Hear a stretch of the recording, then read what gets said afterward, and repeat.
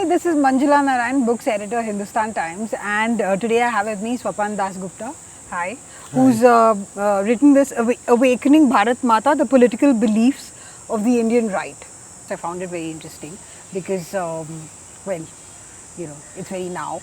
Yeah, there are various reasons why I read this book. One of it is obviously, as you said, it's very now, and it obviously has a resonance in contemporary discussions and contemporary politics. But you see, this has been preceded by a couple of assumptions, and over the past 5 years in particular. The first is that the Indian right is fundamentally the stupid party, number one. Okay. Number two, that they have no political pedigree at all. And third is that this is almost a freak phenomena, which doesn't correspond with anything else happening in the world. So, in the light of all this, I wrote this, and it's a lengthy introduction followed by certain texts which I put in, which basically tries to address these questions. And naturally, I have contested all the three assumptions which are there. But far more than that, I have also tried to locate it within a certain international sphere. Okay. In terms of other political movements which have been happening not merely in Asia but all over Europe in particular.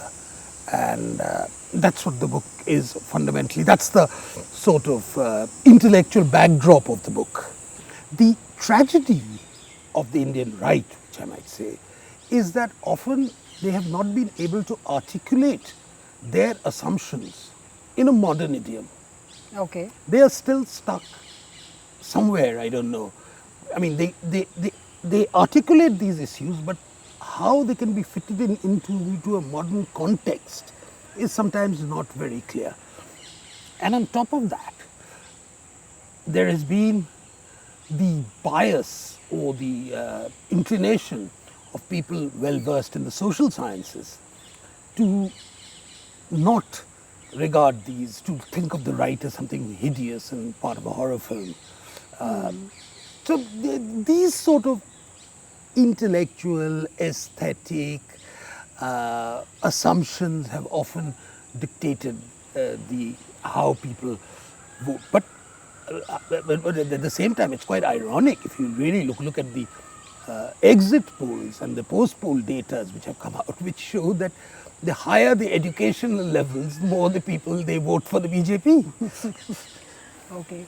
Okay, but I also I remember speaking to Sanjeev Sanyal, and he said that there needs to be a rewriting of texts, and but like you said, there is, there's not much of an intellectual heft in the in the right. Like they haven't managed to in the educational sphere. I mean, you might want to rewrite textbooks, but what is going to take the place of the ones, if you think that those are biased?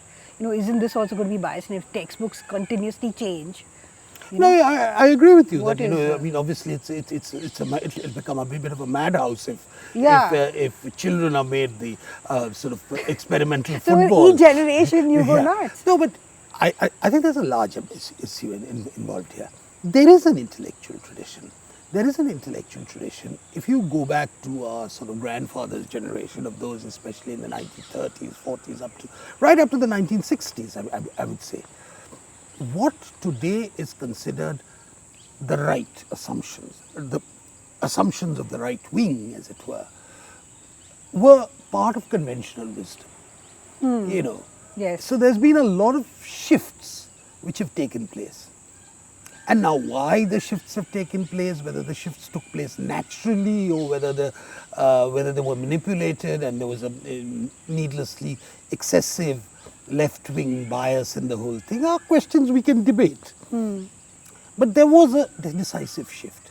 What resulted in that shift is that the texts, the assumptions which were there in an earlier generation were completely lost sight of as to why they were there and how the people interpreted it. I'll give a very small example of how Swami Vivekananda is viewed. Sometimes we, in a bid to universalize Vivekananda, make him acceptable and a non-controversial figure. We almost treat him like a contemporary Dalai Lama. You know, universal brotherhood, love, everything, etc. Brought into that. You know, as a modern spiritual guru in that sense. You know, well-liked, good, respected man, etc. But maybe that was a facet of Vivekananda.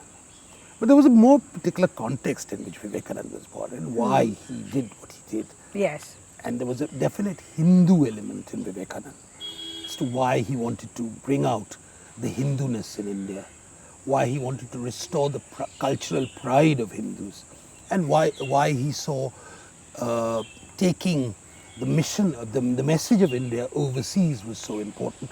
Now, it's all there in his writings. Yes. But it's a question of what is highlighted and what is thought to be relevant at a particular point in time. And therefore, my thing is not necessarily that I'm trying to rewrite the whole thing, but I'm trying to say, look, there is an inheritance. Consider that inheritance. When you try to, don't reinterpret someone without taking into account their context. And that context is very important. I'm not saying that Vivekananda is a shining example of an earlier version of the Bajrang Dal. That's not my intention at all. But that people like Vivekananda thought addressing principally Hindu concerns, Hindu pride, legitimate, and there was a context in which this was done. And it's important to realize the context and not discard it altogether. Okay. Okay, and I found it interesting, like when you speak about figures like Savarkar. I mean, he gets a lot of bad press, but and you know, you think of him as an atheist, but as Hindu right personified, Hindutva. So, but I mean, the kind of things that he said about that you've highlighted, that he said about the RSS, he's a very kind of contradictory figure. So, Savarkar is a very, very complex figure. Yeah. Savarkar was not very religious. Yes. He was agnostic. His food habits would have offended a lot of people in today's world. Yeah. In some ways, he was almost like an atheist. He was a rationalist. Yeah, he was a rationalist. He was also an excellent writer, both in Marathi and in English. And he wouldn't he would not correspond with the stereotype of what constitutes a Hindu nationalist in today's world. But at the same time, Savarkar, like many intellectuals perhaps of an ilk, tends to overstate the case. And I think that was the point with Savarkar. He constantly overstated the case. And he was in many ways not really a politician. He was more an abstract thinker. So he tended to do that. Whenever his political interventions were not very, very successful. I mean, we've got to realize that. Yeah. But he was an important thinker of that era. Now, I think a lot of people, because of that unfortunate association which was made with the Gandhi assassination and Savarkar, have tended to see Savarkar purely in terms of a sort of demon in some way. But there is a certain profundity in Savarkar. There is also a lot of things which we must not necessarily, I personally believe, we cannot accept. His overstatement. But he did make important contributions, like for instance his whole definition of the Matribhumi and the Punya Bhumi. Now the problem is not the Matribhumi, it's the Punya Bhumi which becomes the problem. If you consider India your motherland and your holy land, what about those who consider India my motherland but not my holy land? Yes. So there are problems which come about. And secondly, how does nationhood fit into modern day constitutional issues? So these are issues which Savarkar raised. He gave certain, rather to my mind, certain extreme examples of it. And at the same time, which probably very problematic in today's day and age too, if we take the notion of equality, the right of equal citizenship. Those things are very difficult to sometimes reconcile. But at the same time, Savarkar opened up this notion of the political Hindu. The political Hindu, the person who believes that there is such thing called nationhood, which is different from how the state is organized. That India is fundamentally a Hindu nation, not because others can't live there, but because the entire ethos, the underpinnings, the cultural formations, the assumptions, our responses, our inheritance are fundamentally governed by things which can very loosely be called Hindu. And not in a sort of theological sense, not in a very doctrinaire sense. It's a very loose definition, because at the end of it, it's infuriating trying to define what is a Hindu. It's so nebulous that you can't really, and I would be horrified if you actually tried to codify it and say, look, this is a Hindu. You can't.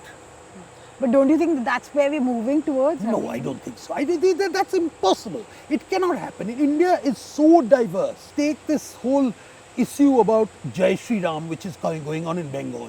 There's a very interesting contest which is going on in Bengal. Now, a lot of people say, look, Jai Shri Ram is basically a construct of the Hindi belt, of the cow belt, as some people call it.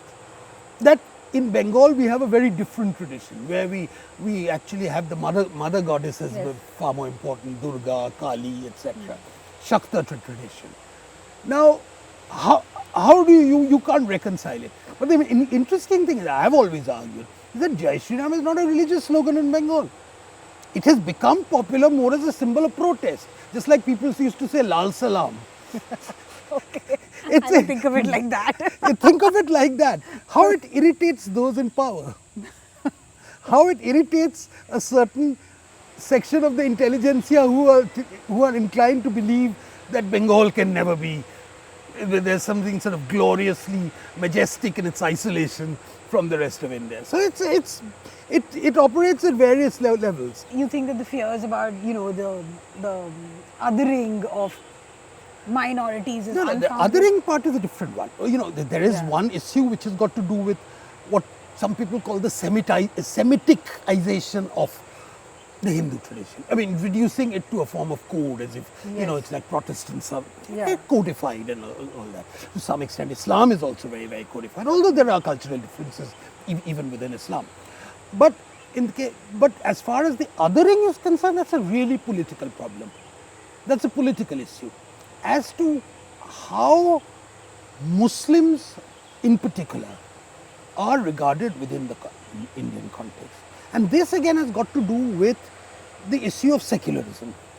Now, secularism at one level, as far as the intelligentsia is concerned, they would love to remove all traces of religion from public life.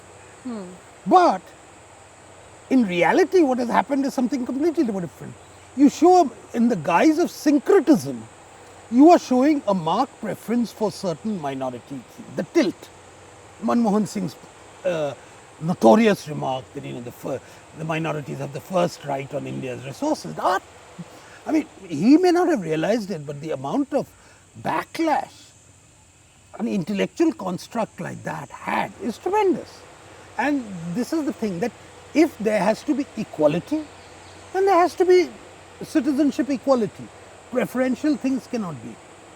And I believe personally that as far as the constitutional order is concerned, there has to be absolute equality. So you think we're moving towards a uniform civil code? Uniform civil code is desirable, but it's complex. I believe it's desirable.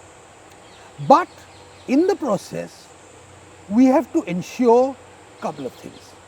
We have to ensure that it's truly non-denominational, that it actually reflects common consensual values in society.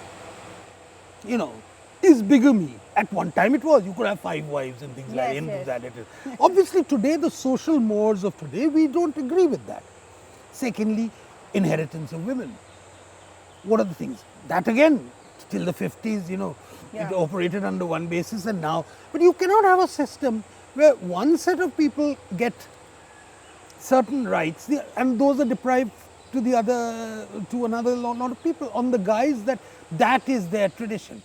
Finally, you also have to take into account customary laws. When we go for a uniform civil code, the discussion has to be more than just the removal of the Sharia Act. We always talk about, yes, we shall have a uniform civil code, but what does it contain?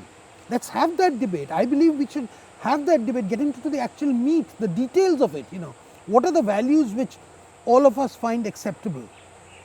And I mean, all of us means there will always be the dissenters.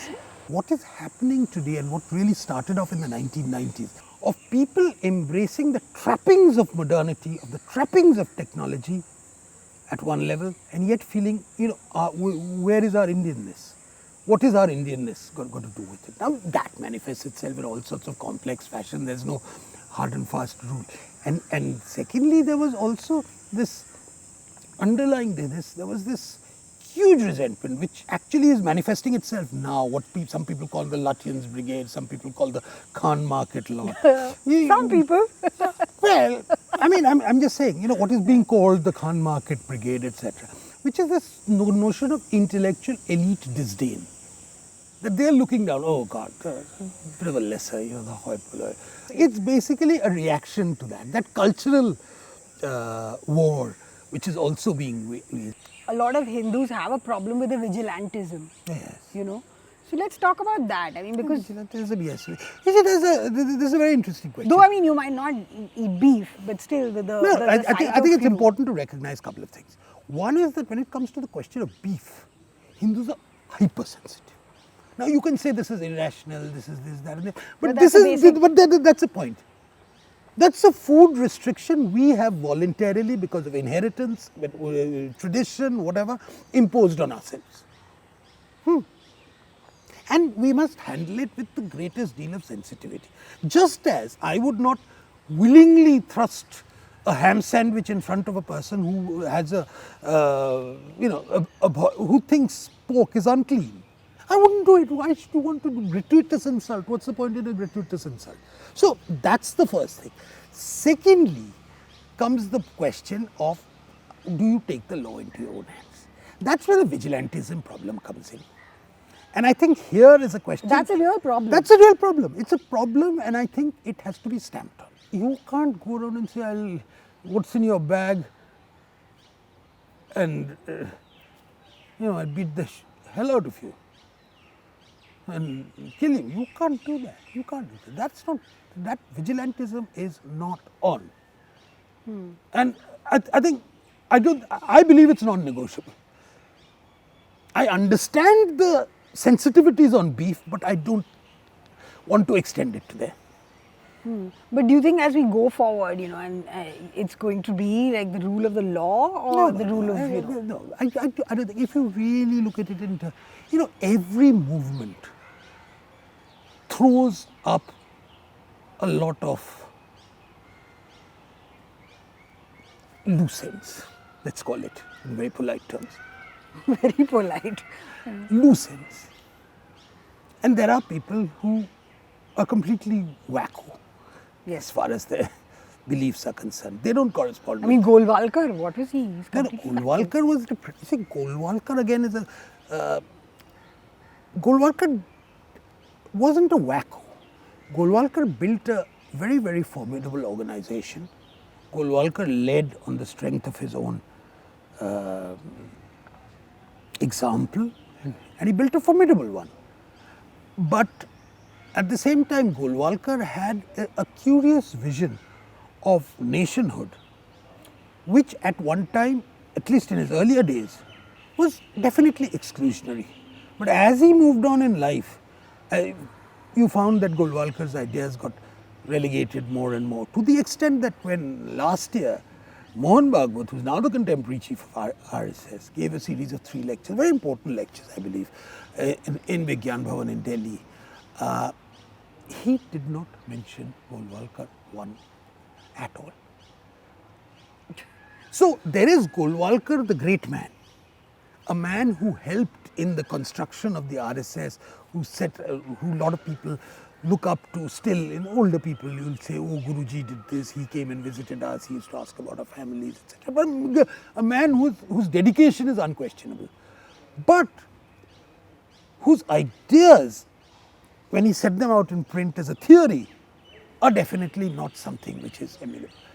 can be emulated. And I'm glad that the Mohan Bhagwat was honest enough to actually draw that line between that and said these issues are problematic. Okay, and you made a reference to Ram Guha's essay saying that, the intellectual sort of vacuum on the right. So is this like a kind of, Well, at one level, it's a friendly banter between two old friends who we went St. Stephen's together. So that's at one level. But Ram has been going on and on and on about this, that, there is. So the point which Ram really has is that where he may be valid, where his point may be valid, is that the construction of the contemporary interventions in a modern idiom has not often been possible. Partly because most of the so-called the intellectuals of the right have written in the vernacular. They've written in Hindi, they've written in Marathi, they've written in Kannada. So they haven't really written in English. So that's also and English has a certain power in India. It's really the language which is most accessible to everybody, at least in among the so-called thinking classes. So Ram is right in that. But Ram also would recognize that there is this inheritance. Why are you being so disdainful of suggesting that people are unaware of it? Their method of articulating it might be very different and not to your tastes. I mean, I could say, why do you go on and on about what Gandhi did at every point? Ram finds a great lot of inspiration from Gandhi. But Gandhi is a very Hindu figure. Gandhi is an extremely Hindu figure. He's not. Gandhi is as Hindu as you can get. Yes. Exactly. I think he's more Hindu But Gandhi was also Hindu. Gandhi was also an eccentric. Gandhi was a faddist. Yeah. Some of those experiments which he undertook Strange. themselves are bizarre. Very bizarre. But what was interesting about Gandhi, and he was also, let's not forget, why did Gandhi succeed in life? A, because the idiom in which he spoke to, the imagery which he gave was so Hindu, so common in every way. And yet he was probably one of the most canniest politicians going around in the country. So it was that shrewdness in political life, along with that symbolism which he reflected, which, it's a rare combination, which probably comes once in many, many hundreds of years. And Gandhi was really that. But I don't believe that Gandhi is the last word in anything. I mean, if Gandhi was the last word, let's forget technology. That is true. Let's go back to the index of happiness. Going forward, I mean, people have this, this fear that, we're going to return to a more traditional society where women are not, on par, because, I mean, the Hindu right, there are very few female faces who are, there are quite a lot. Anyway, look, it's not people who have a fear, it's the intellectuals have a fear. It's a certain class of intellectuals. And what about the minorities? These are things that you think about. And the book makes you think about that as well. Yeah, the point is that look. Because besides Sister Nivedita, I don't see any, women articulating. And Sister Nivedita also was Irish. Yeah, I know. She was not even Indian. So then, articulating these but things. Then how many, unfortunately, where women's education has come in very late. Yeah, that's true. I mean, India, there's the odd Pandit Ramabai and things like that. Yes. The Cornelia Sorabjis. The odd ones, And Cornelia Sorabji was on a different tack altogether. Yes. Very inspirational figure, but her views were something else altogether. But yeah, you're right about something about the women intellectual tradition, but the idea that women will return to their homes, put on the ghungat. Where does it come from? Look, if you really look at it, some people say Gujarat is the most saffron state. Some people say that. Okay, if you look at it, what's the person? Women are bloody assertive. Yeah, they're there. walking around at 2 a.m. That's bloody assertive. Yeah. They're not going to go back to some sort of a traditional thing. I mean, women, it's a cultural feature in North India where women are not that. I mean, the societal impulses are far more protective, as I say. But in places like Bengal and Gujarat and southern India and all that, you're far more open about it. And you're generating a lot of... So you don't think the future is fascist? Look, I believe that what we are attempting is a blend between the definition of modernity which we are attempting is to blend technology, the cutting edge of technology, with a deep sense of who we are. It's not a unique experiment. Japan has been doing it. But we don't want to become like certain Southeast Asian countries where they've got onto the economic modernization but lost sight of where they were and all. Neither do we want to be like the United States where there is a melting pot where it becomes homogenized. Nehruvian secularists might see this as a schism, right? More of a schism, so sort of it's more of a tendency towards separation of the Hindus and the minorities, okay?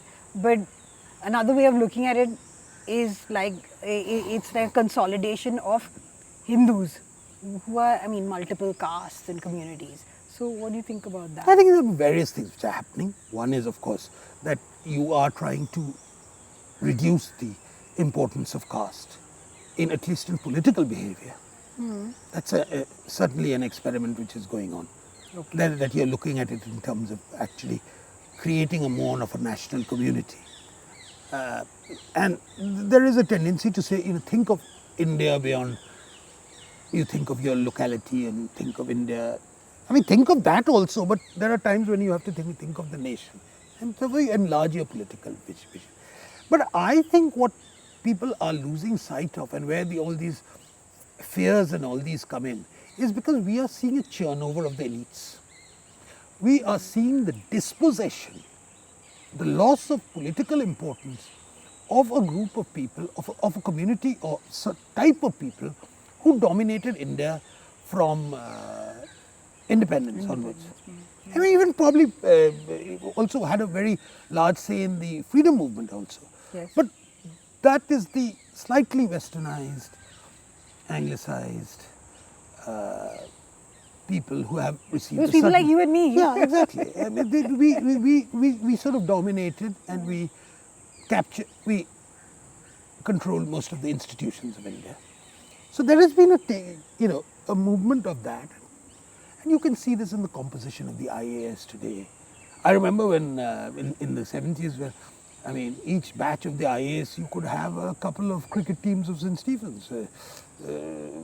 That's not the case any longer. So it's become far more open and democratic. And there's in some ways, the Gandhis have always represented the last stand of that old order. Because the others felt comfortable, assured, we know where it's going and, Sonia buys saris from here and, and that's the same sort of type of people. So a high comfort level. And I remember one person mocking a BJP MP and says, her saris are of indeterminate provenance. Oh my God. So, this sort of social put That's down. a real put down. Social put downs like that. Okay. So there's a change, and that some people are easily able to adapt to that change, digest the change, reconcile themselves to the change, rationalize the change. Others are resisting it. Okay, so thank you so much for, talking to me.